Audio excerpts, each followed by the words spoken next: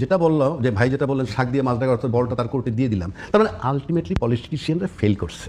তারা তো এক জায়গায় যেতে পারেনি রে ভাই। যদি যেতে পারতো, এই সরকারের তো বাবার ক্ষমতা ছিল না যে আমরা মানবো না, আমরা যারা বসছি সবাই ঐক্যমত হয়ে গেছি এই বিষয়গুলো, কারো দ্বিমত নাই, আপনি ইলেকশন দেন। পারি নাই, এই যে পারি নাই এই দায়িত্ব আমি এই সরকারকে দিতে পারবো না, 1 নম্বর। 2 নম্বর, উনি আরেকটা কথা বলছেন যেটা আমি একমত, এই যে সংস্কারের আলোচনাটা যেটা হয়েছে 7-8 মাস যাবত, এটা ইনফ্যাক্ট কি জানেন, মাঠের রাজনীতি। আমি খুব সাধারণভাবে জিজ্ঞেস করি যে আপনি বললেন যে এই দায় আপনি এই সরকারের উপর দিতে পারেন না। আপনি প্রথমে কিন্তু আবার বলেছেন যে এই সরকারটা জনগণের সবচাইতে বড় ম্যান্ডেট নিয়ে তো এসেছিল, এইবার জনগণই তো তাকে, জনগণ যদি দিয়ে, তাহলে সে শুধুমাত্র রাজনৈতিক দল, সেও কি নির্বাচন করতে চাইছে যখন সে পারেনি? তা তো করতে চায়। আমি তো সেই জায়গাটায় আসতেছি, রাজনীতিতে প্রেম বলতে কিছু নাই। আমরা একটা ক্রাইসিসের মধ্যে তাকে দায়িত্ব দিছি, দায়িত্ব দিলে সে যা বলছে তার শুনতে হবে, আমরা সেটা শুনি নাই। কেন শুনি নাই আপনি আমি বলি। তাকে কি আমরা কোঅপারেট করেছি? বললে বলবেন আমরা সবাই কোঅপারেট করছি, না হলে উনি থাকলেন কেমনে? ইনফ্যাক্ট কোঅপারেট করেন না, ওনাকে সরাইতে পারে নাই। সরাইতে পারলে আমি লিখে দিতে পারি, একেবারে ঠিক। সরাই দিতে পারলে, আমি বললাম তো সরাই দিতে পারলে তাকে সরাই দিত আন্দোলন। কিন্তু সরকার প্রধান, এই অন্তর্বর্তী সরকার প্রধান কিন্তু বারংবার বলেছে যে সকল রাজনৈতিক দল আমাকে পূর্ণ সমর্থন। আমি তো সেটাই বলতেছি, আপনি কি কেউ মারা গেলে তার বাসায় যদি মিলাদ করতে যান, যার সাথে আপনার পছন্দ ভালো লাগতো না, সেখানে গিয়ে কি বলেন কি তোমার বাবা বড় ভালো মানুষ ছিল, টোটালটাই মিথ্যা বলেন। সুতরাং উনি কি বললো, ইউনূস সাহেব কি বলবে আমারে কোঅপারেশন করে না, এটা বলবে সে। যার জন্য আমি টকশোতে বারবার প্রশ্ন করছি, রাজনীতিবিদরা বলেন উনি ব্যর্থ সরকার, পুলিশের এক জায়গায় গরম পানি মারে, এক জায়গায় ঠান্ডা পানি মারে। আমি রাজনীতিবিদদের বলছিলাম আপনাদের প্রত্যেকের ক্ষমতা আছে ইউনূস সাহেবকে গিয়ে জিজ্ঞেস করার যে ভাই সেদিন গরম পানি মারলো, আজকে ঠান্ডা পানি মারলো, আপনি কি নির্দেশ দিচ্ছেন?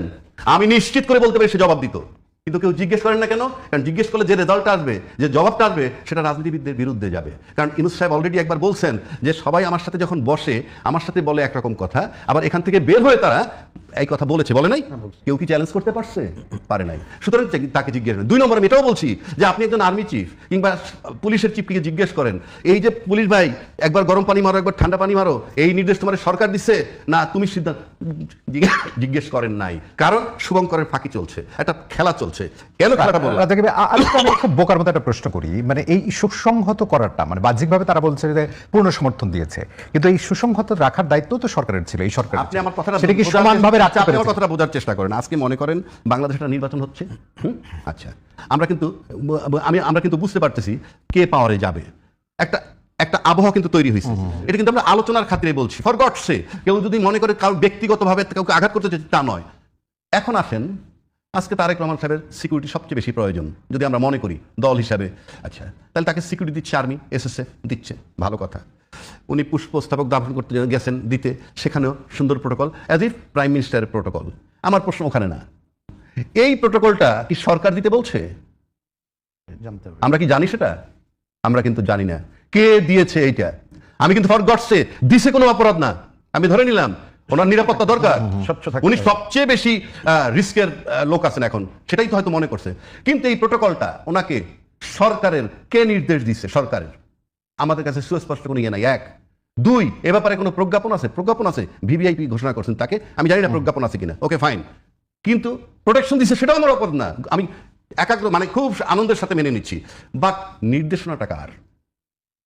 পুলিশ একটাও নাই কেন? পুলিশ কি নিরাপত্তা দিতে ব্যর্থ? সেটাও তো বলতে হবে, দেশ জাতির জানতে হবে। এই যে অস্বচ্ছতা, এগুলো আপনাকে মাথায় রাখতে হবে। পাশাপাশি আপনি যে কথাটা বলতেছিলাম, এই 7-8 মাস যারা আলোচনা করছেন, ওইটা ছিল রাজনীতির মাঠ। প্রথম 2 মাসে সব রাজনীতিবিদরা বোধহয় বুঝে ফেলছে যে সংস্কার বলতে কিছু হবে না, কারণ মত অনৈক্য আছে। আমি আবারও বলছি, কেউ ইউনূস সাহেবকে সরাইতে পারে নাই, সরাইতে পারলে সরাই দিত। আচ্ছা, এখন আসলে ওইটা ছিল মাঠ, আর এটা হলো মঞ্চ। আর ইনডোরে একটা রাজনীতি হয়, ওনারা প্রিন্স ভাইরা ভালো জানবেন, মাঠে বক্তৃতা একটা, আর যখন ওনারা 3-4 দিন বসেন ইনডোরে, সেটা কিন্তু আরেকটা। That is the reality. ইনডোরে আছে কি? ইনডোরে আছে কিন্তু সরকার, প্রশাসন আর রাজনৈতিক দল, 3 মিলে, যেটা সেই 3 মিলে কে সবচেয়ে বড় রাজনৈতিক দল? বিএনপি। প্রশাসন বলতে এই মুহূর্তে শুধুই আর্মি, তৃতীয় হলো সরকার। আপনি দেখেন এই যে আমরা আগাচ্ছি, আমি বহুবার টিভিতে বলছি, এই 3টা স্টেক হোল্ডার যদি একত্র হয় তাহলে নির্বাচনের দিকে আমরা যেতে পারবো। আজকে এই 3টে স্টেক হোল্ডার একটা জায়গায় আসছে এখন পর্যন্ত, তাই নির্বাচনের দিকে আমরা যাচ্ছি। এই যে আইনিভাবে যাচ্ছি না বেআইনিভাবে যাচ্ছি এই প্রশ্ন নাই, কিন্তু আজকে কতগুলো জিনিস গ্যাপ রয়ে গেছে, এবং সেটার ফলশ্রুতি কিন্তু এটার কনসিকুয়েন্স তো বিশাল ভোগ করতে হবে। কেন বলি, আজকে যেমন মিডিয়া ঘুরে কিন্তু কারা সম্ভব ক্ষমতায় যাবে তাদের দিকে আছে। এই মিডিয়া 15 বছর তো দূরের কথা, 25শে ডিসেম্বরের আগেও ছিল না। এখন কিন্তু মিডিয়া ঘুরে গেছে। মিডিয়া একটা সাংঘাতিক জিনিস। মিডিয়ার কাছে মিডিয়া একটা মানুষকে সোজা করে দাঁড়া করাইতে পারে, শোয়াই দিতে পারে, এভরিথিং পারে। এই মিডিয়া কিন্তু 21শে আগস্টের গ্রেনেড হামলার জন্য বেগম খালেদা জিয়া এবং তারেক রহমান সাহেবরে পুলিশ রিপোর্ট কিছু হওয়ার আগেই এস্টাবলিশ করে ফেলছিল আসামি হিসাবে। সেই প্রথম আলো এখন অগ্রভাগে আছে। আর এক পত্রিকার নাম বললাম না, সে বলতেছে এখন মৌলবাদীতে সরলে একমাত্র নায়ক উনি। আমি একমত, কিন্তু এই কথাগুলো এতদিন কোথায় ছিল? 15 বছর কোথায় ছিল? যখন আয়নাগর বানাইছে তখনও তো কেউ বলেন নাই পত্রিকায় লেখা যে তারেক রহমান সাহেব আনেন, তারেক রহমান সাহেব ডাকেন, বিএনপির আমরা স্পেস দেই, কেউ বলেন নাই। আজকে বলতেছেন কেন? আমি একটা চিত্র আমি আপনাকে খুব দিচ্ছি। সরলীকরণ ভাবে কি আপনি গণমাধ্যমকে এই দায়টা দিতে পারেন কিনা? আমি তা বলছি, আমি দায় দিচ্ছি না। আপনি লিখতে পারেন না, এখানে আমার কথা। কেন লিখতে পারেন সে ব্যাখ্যাটা আপনি করেন না। আপনি কেন লিখতে পারেন না ব্যাখ্যাটা দেন। আপনি কি করে লিখে ফেললেন যে 21 আগস্টের গ্রেনেড হামলা খালেদা জিয়া এবং তারেক রহমান করেছে? Who gave you the right? কিসের ভিত্তিতে আপনি লিখছিলেন? আরো বহু কিছু আছে লিখছেন। এখন আপনি আবার চেঞ্জ হয়ে গেছে এবং নাম করা বড় বড় সম্পাদকরা হ্যাঁ। কিন্তু বলেছেন যে আচ্ছা, মবের 2 নম্বরে কারণে আমরা সাহসী হতে পারি। হ্যাঁ, এই সমস্ত নাটক। মব তো এখন আপনারাই পত্রিকায় লিখতেছেন মব হচ্ছে। তাহলে তো ওই মবটা কি ছিল? রাষ্ট্রীয় মব। রাষ্ট্রীয় মব আর জনগণের মব আসমান জমিন তফাৎ। রাষ্ট্রীয় মব করে নিরাপদে থাকে। যেমন ধরেন রাষ্ট্রীয় মব যখন কথাটা আনলেন, অর্থনৈতিক মব হয়েছে কেমনি বাংলাদেশে? ব্যাংক লুট করছে। ব্যাংক যারা লুট করছে তারা ওই সময় পাহারার মধ্যে ছিল। সেই ব্যাংক লুটেরা এখনো আছে এবং তাদের সম্পত্তি কিন্তু রক্ষণাবেক্ষণ হচ্ছে। কারা করতেছে সেই প্রশ্ন সেকেন্ডারি। দেশের মানুষ এখন 6-7 পোলাপানেও বুঝে। তো আপনি রাস্তার মব একজনের ছিনতাই করতেছে, পুলিশ ধরতেছে, আর্মি ডাকাই ধরতেছে, ফাইন। শুধু এইটার জন্য আমার এই কোটি কোটি 600 কোটি টাকার এস্টাবলিশমেন্ট, দুদকের এস্টাবলিশমেন্ট কিন্তু আমার কে 5 লাখ টাকা, 15 লাখ টাকা, 2 কোটি টাকা, এইটার জন্য বাকিরা ব্যাংক তসরুপ করে ফেলেছে।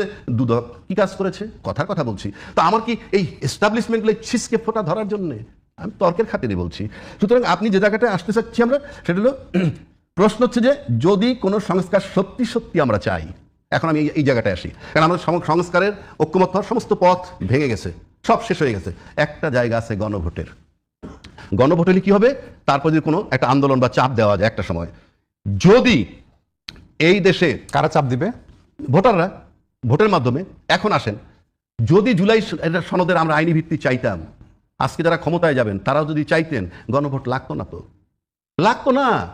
আচ্ছা, তাহলে এখন যদি এই দেশের লোক এই গণভোট চায় এবং সংস্কার বিন্দুমাত্র চায়, সংস্কার ছাড়া, গণভোট ছাড়া আপনি ক্ষমতায় গিয়ে কালকে সব চেঞ্জ করে ফেলতে পারবেন। কারণ আমরা অনিয়মে আছি। যেহেতু অনিয়ম করে আপনি সবকিছু করবেন, এটা এই যে গণভোটের জায়গাটা আপনি খুব করে গুরুত্ব দিচ্ছেন, হ্যাঁ। গণভোটের মাধ্যমে এখন আসলে কিছু ওয়ে নাই বলে। যদি সংস্কার হয়, এখন আর কোনো ওয়ে নাই। আপনার কি মনে হয় যে রাজনৈতিক দলগুলোর নির্বাচনী যে এই মুহূর্তে যে অবস্থান, তাতে আপনার কাছে মনে হচ্ছে যে গণভোটের জন্য তারা খুব আন্তরিক? মানে জনগণকে আপনি সম্পৃক্ত করবেন কিভাবে? আমি বলি জনগণ যে তার মতামত গণভোটের জন্য তারা আন্তরিক হবে বলে আমি মনে করি না। আন্তরিক হইলে আমি যদি গণভোট হয়, আমি যাবো কেন গণভোট পর্যন্ত? বলে দিয়েছে ওনার কথা। আমি গণভোট পর্যন্ত যাবো কেন? আমি কোর্টে যাই কখন? যখন ফয়সালা হয় নাই। তো আমরা তো আলটিমেটলি গেলাম। তো গণভোটটা এখন কোর্ট মানে জনগণ রায় দিবে। তা আমি পর্যন্ত গেলাম কেন? আবার যদি তর্ক ধরেন, আপনি ডাইরেক্ট করে ফেলতেন, হ্যাঁ বা না বলে দেন, একটা আলাদা ভোট করতেন। আমার এত লোকের সাথে বসতে হবে কেন? এই সংস্কার করবো, আপনারা চান কি চান না? যেতে পারতেন। এটা যায় না ইউনূস সাহেব। এখন যায় নাই কেন? সেই প্রশ্ন আপনি আনতে পারেন। কারণ আমি তো ভাবছি আমাকে সবাই কোঅপারেট করবে। তা সবাই যখন দাওয়াত দিয়ে শুরু করে দিছি, মাঝপথে তো আমি বলতে পারি না আপনি কেউ লাগবে না, গণভোট দিয়ে দিলাম। ফাইনালি কিন্তু ইউনূস সাহেব সরকার ঘুরাইতে ঘুরাইতে ঘুরাইতে ঘুরাইতে এদের কাছ থেকে ওপিনিয়ন নিছে যে আপনি সিদ্ধান্ত নেন, বলে নাই? তা সরকারকে সিদ্ধান্ত নেই। এখন সরকারের নৈতিক দায়িত্ব গণভোটের পক্ষে প্রচার করা, নাম্বার 1।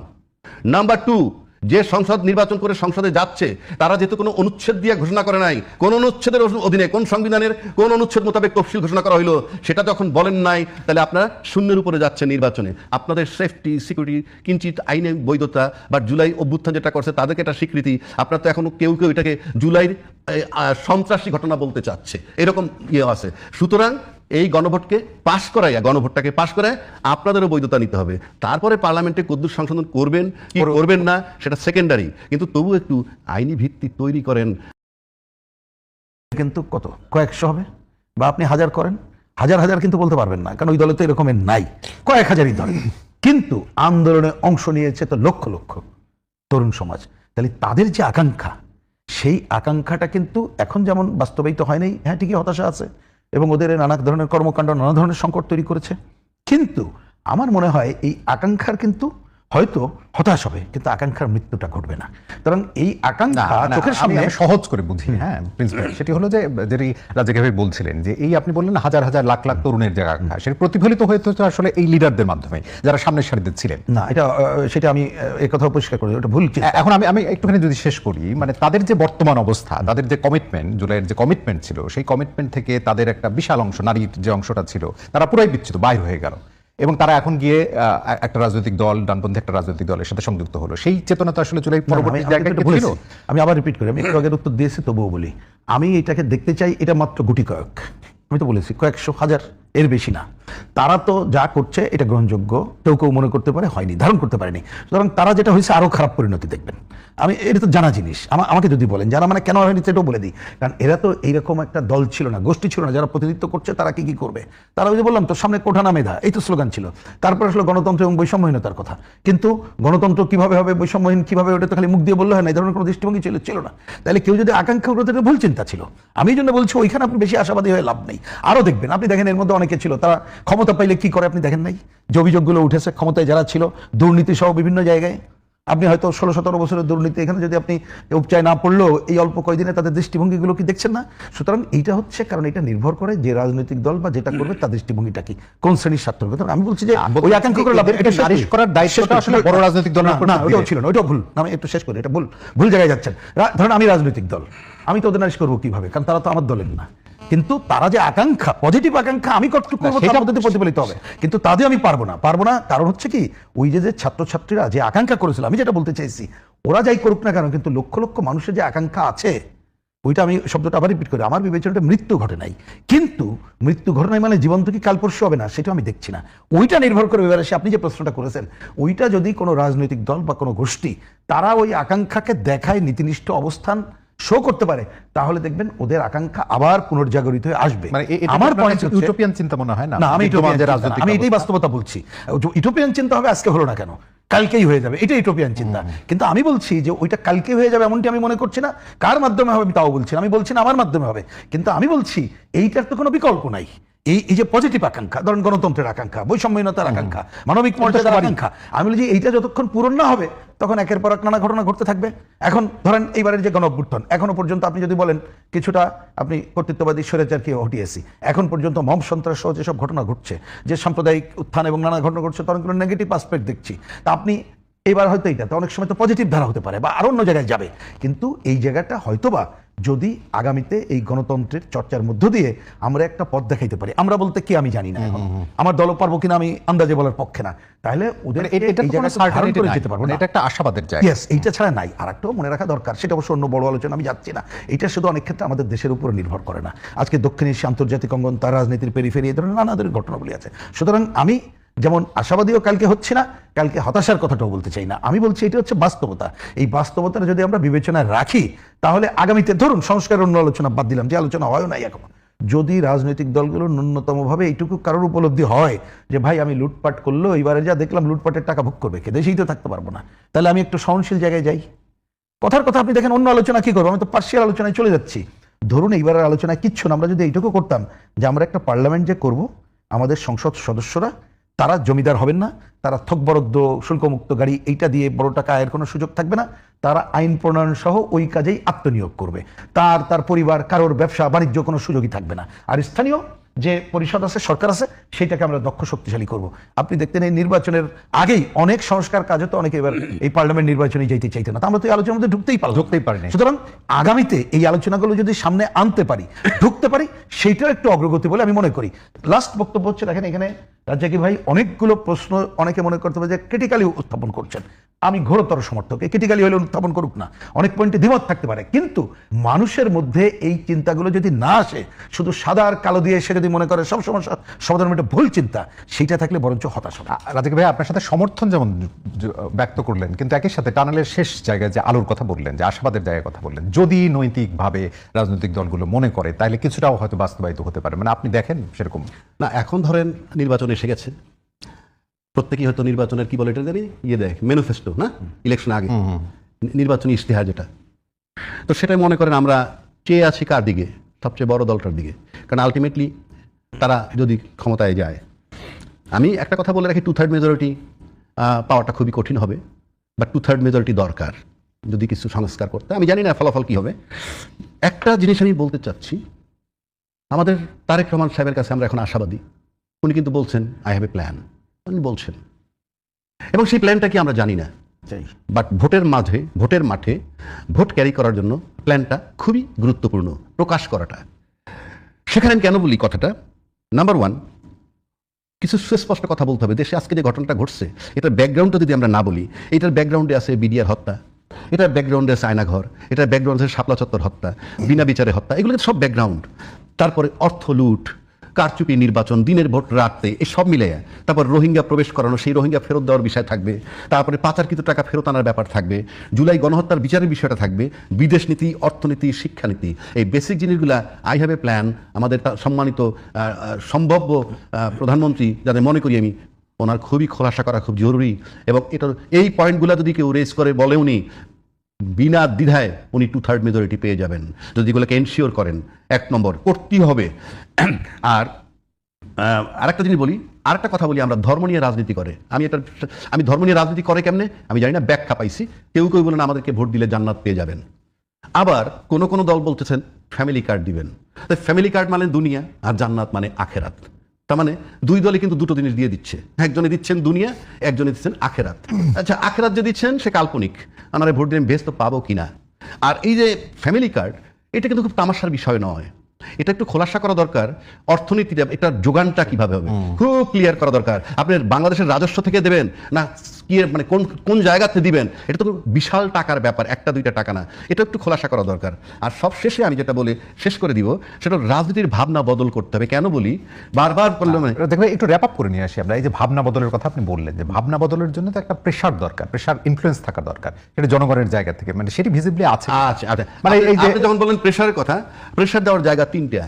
জনগণই যে ভেক্টর, আমি একেবারে খুব ওপেন বলছি, জনগণের যে ভেক্টর, প্রেশারের জায়গা 3টা। মিডিয়া, ঠিক আছে, মিডিয়া, আমলা, বিজনেস কমিউনিটি। আপনি কথাটা মাথায় রাখেন। যেই বিজনেস কমিউনিটি বলছিল প্রিন্স সাহেবের বাসায় গিয়ে পতনের আগে, আমরা দরকার 3 মাস ব্যবসা করবো না, কি মনে আছে, 3 মাস দরকার ব্যবসা করবো না, তারাই আবার এখানে আসতেছেন একই লোক। তাহলে তারা একটা ফ্যাক্টর, কারণ তারা ব্যাংক তস্রুপ করছেন, তারা বহাল তবিয়াতে আছেন। ওই সরকারও পাহারা দিচ্ছে, আজকে এখানেও রাজনীতিবিদরা তাদেরকে পাহারা দিচ্ছে। তাহলে এরা ফ্যাক্টর, মিডিয়া ফ্যাক্টর, প্রশাসন ফ্যাক্টর, ওইগুলা খুব স্পেসিফিক ভাবে বললেন, একদম স্পেসিফিক বলতেছি আমি। এবং এই মিডিয়া আজকে প্রিন্স ভাইয়ের পক্ষে আছেন তো, ইলেকশন হয়ে যাক, কিছুদিন পার হয়ে যাক, মন মতো না হলে আপনি দেখবেন এই মিডিয়া কি করে। আজকে যাদের নমিনেশন পেপারে অনেক ত্রুটি আছে, শুধু মিডিয়ার কথা আপনি বলছেন না, কিন্তু আপনি আরো যে 2টি গ্রুপ, মিডিয়া, প্রশাসন বললাম না, আমলা। আপনি গুলশান মানের যে সবচেয়ে বেশি প্লটকার, আনুপাতিকার হিসাব করে দেখেন, পরিবর্তন কি হলো আসলে? হলো না তো। আমি তো আপনাদের সেটাই বলছি। সে কারণে এই 3টা জায়গা আবার একত্র হয়েছে, কিভাবে সেই একই কায়দায় আমরা থাকবো এবং একই কায়দায় আমরা বড় হইতে থাকবো। সেই জন্য বললাম রাজনীতির ভাবনা বদল করতে। কেন আমি বলছি, আপনি খালেদা জিয়া, বেগম খালেদা হেভি ওয়েট, ওনার জন্য 24 লাখ লোক আসছে, সারপ্রাইজিং কিছু না। জিয়া রহমান সাহেব মারা যাওয়ার পর অনেক লোক আসছে, সারপ্রাইজিং কিছু না। বাট হাদির পরে যে 7-8 লাখ লোক আসছে, দ্যাট ইজ, আপনাকে ভাবতে হবে কে প্রচার করছে, হাদিকে। হাদির বক্তব্য কোথাও না কোথাও মানুষকে টাচ করেছে। এই যে টাচ করেছে, এটা কিন্তু ধারণ করতে থাকবে। এই যে ধারণ করতে থাকবে, সেইটা কিন্তু সম্ভাব্য যারা ক্ষমতায় আসবেন তাদেরকে মাথায় রাখতে হবে। তারা কিন্তু তাদের নিজ দলেরও তরুণ সমাজকে দাবিয়ে রাখছে। আপনি দেখেন যাদেরকে নমিনেশন দিচ্ছে, তাদের ভিতরে 40-45 বছর বয়সের কয়জন আছে খুঁজে বের করেন। অর্থাৎ তরুণ সমাজকে কেউই আগাইতে দিতে চায় না। বুড়ারা থাকবে, নমিনেট করবে, এই তরুণরা বুড়াদের ধারণায় যখন গড়তে গড়তে উনি 65-তে আসবে, আবার নমিনেশন পাবে, কিন্তু ওই 45-50-এ পাবে না। এই যে ভাবনা বদলের, আমি ভাবনা বদলের জায়গা বলছি এইটা। আর সে কারণে বলছি, যে জুলাই যাত্রা শুরু হয়েছে তার অবসান হবে যদি এই ভাবনা বদল করে। আর যদি ভাবনা বদল না করে নির্বাচন করে পূর্বের জায়গায় থাকতে চান, তাহলে তখন চিন্তা করে দেশবাসী কিংবা এই প্রজন্ম যে জুলাই আন্দোলন কি থেমে যাবে নাকি চলমান থাকবে। খুব চমৎকার। আমরা শেষ করতে চাই রুহিন হোসেন প্রিন্স, এই যে মানে আমরা যে আলোচনাটা শুরু করেছিলাম শিরোনাম দিয়ে, মূল জায়গাটা কিন্তু এইটাই, যে রাজনীতির ভাবনা পরিবর্তনটা করতে হবে। আপনি বারবারই বলছিলেন যে নৈতিকভাবে আপনি হয়তো আশাবাদ ব্যক্ত করেন যে এই ভাবনা পরিবর্তনের জায়গায় কাজ করবে, কিছুটা হলেও। শেষ করবেন না, কথা যেহেতু যে আলোচনাটা হলো, সংস্কার শব্দটা হয়তো আসছে, কিন্তু এটা কিন্তু কেউ বোঝে যে আসলে যা চলছে এটার পরিবর্তন ছাড়া আমরা কোনো কিছু করতে পারবো না। এখন সেইটা ধরেন, আমরাও তো বহুদিন ধরে বলতেছি পুরো একটা আমূল পরিবর্তন ছাড়া কিছু হবে না। তা সেই জায়গাটা খুবই জরুরি। কিন্তু আমি অন্য আলোচনার মধ্যে যেটা অনেক সময় অনুচ্চারিত থাকে, আজকেও কিছুটা আলোচিত হয়েছে, যেমন উনি ফ্যামিলি কার্ড নিয়ে বলতে চাই যেটা বলছেন, কারেক্টলি অ্যাড্রেস করছেন যে আমি অর্থনীতির দুর্বৃত্তায়ন প্রথমে ভাঙতে পারবো কিনা, আর হচ্ছে অর্থনীতি যেটা আছে সেইটা আমি সমবন্টনের ক্ষেত্রে কোনটাকে অগ্রাধিকার দিয়ে বিবেচনা করব, আর অনুপার্জিত আয় এই জায়গাটাকে আমি প্রতিবন্ধকতা তৈরি করতে পারবো কিনা। ন্যূনতম আপনি যদি ওই দৃষ্টিভঙ্গিটার জায়গায় যে ওই বেসিক আলোচনার মধ্যে কিন্তু আমরা ঢুকি নি, দেখবেন এই আলোচনা এবার আনতে পারলাম না, সেইটা করা দরকার বলে মনে করি। আর আমার লাস্ট পয়েন্ট হচ্ছে যে দেখুন, এত সবের পরে 12 তারিখে নির্বাচন, আমরা শব্দটা অন্য না হলেও বলি যে ন্যূনতম একটা গ্রহণযোগ্য নির্বাচনের পথে হাঁটতে গেলে ইশতেহারের কথাটা আসছে। আমরা দেখেন